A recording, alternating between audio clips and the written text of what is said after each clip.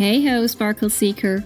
If you want a life that makes you excited to get up in the morning and that puts sparkles in your eyes, then you've come to the right place. I cannot wait for you to listen in while I jam on leading a happy and joyful life on your own terms. Welcome to Sparkly You. Hello and welcome to this beautiful episode called Things Happy People Never Do, because who wouldn't want to know what not to do in order to be happy, right? What I want to talk about today is, how people keep telling us that, you need to focus on the positive things. And I mean, this is absolutely true that, what you focus on increases.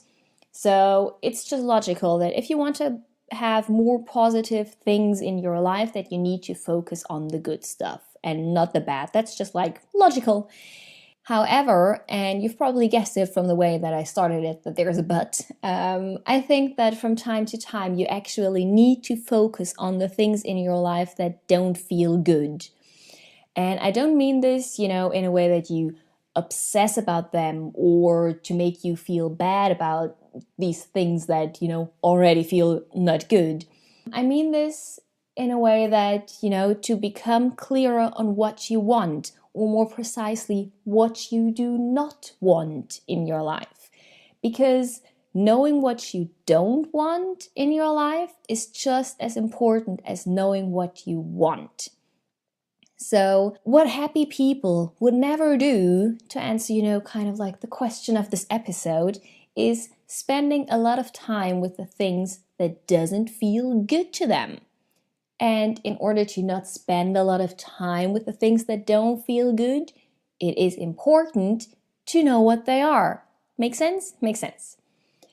So right now I am rereading Earth is Hiring from Peter Kelly. And if you don't know that book and if you don't know Peter Kelly, I will link everything up for you because that book is just amazing.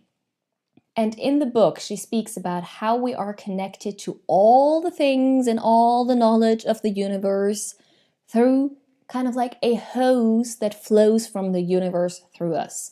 And it may sound a bit strange, just hearing this in this very short version and not reading the whole picture that she paints in the book. But what she means by that is there's this hose that connects us to, the universal knowledge and everything that we want and all the good stuff.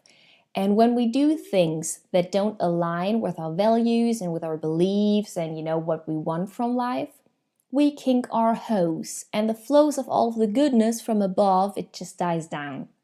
And I really, really love this image. And it actually speaks directly to what I'm trying to say here. That you need to know what sucks the energy from you, what makes you feel icky, what makes you feel what just doesn't feel good, or in other words, what kinks your hose in order to avoid it. So these are a few of the things that don't feel good to me and that kink my hose. It's going to bed past, 11 p.m. because I'm a grandma and I need my sleep. And the same goes for getting up before 7. I just don't like it. Then what also kinks my hose and what doesn't feel good to me is having a lot of unnecessary stuff lying around, or forgetting to move my body regularly, straying from the healthy lifestyle that I actually want to live and that I usually live.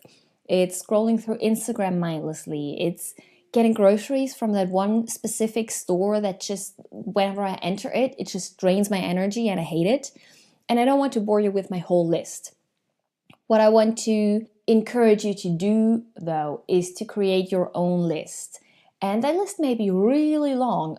When you list all of the things that don't feel good to you, that drain your energy, you may look at it like I did when I created my whole list, like, whoa, that's a lot of things to dislike.